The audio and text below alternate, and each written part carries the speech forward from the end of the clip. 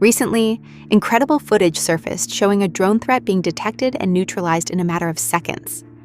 The system responsible is the Lance Turret from Rheinmetall, mounted on the Boxer armored vehicle. Watching it in action is a fascinating demonstration of how advanced vehicle protection has become. The turret automatically tracks the incoming aerial target and responds using its powerful 30mm cannon, and all in a defensive role designed to protect the vehicle and its crew from airborne threats. What makes this technology so interesting is the way it combines mobility, automation, and precision into a single platform. Modern battlefields are changing rapidly, and small drones have become a major challenge. Systems like this are being developed to give armored vehicles the ability to detect, track, and respond to those threats quickly and effectively. The technology continues to evolve, and one of the biggest opportunities to see it up close will be at Eurosatory 2026.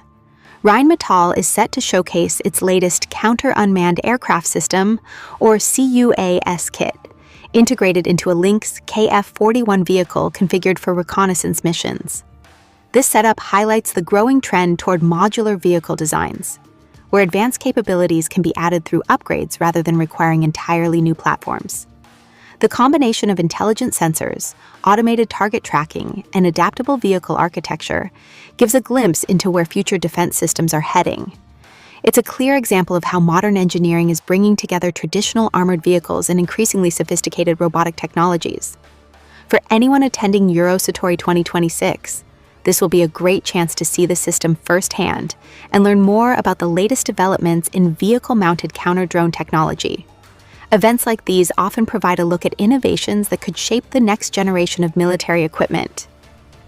What do you think about this kind of integrated defense technology? Are automated counter-drone systems the future of vehicle protection? Let me know your thoughts in the comments, and thanks for watching. I'll see you in the next video.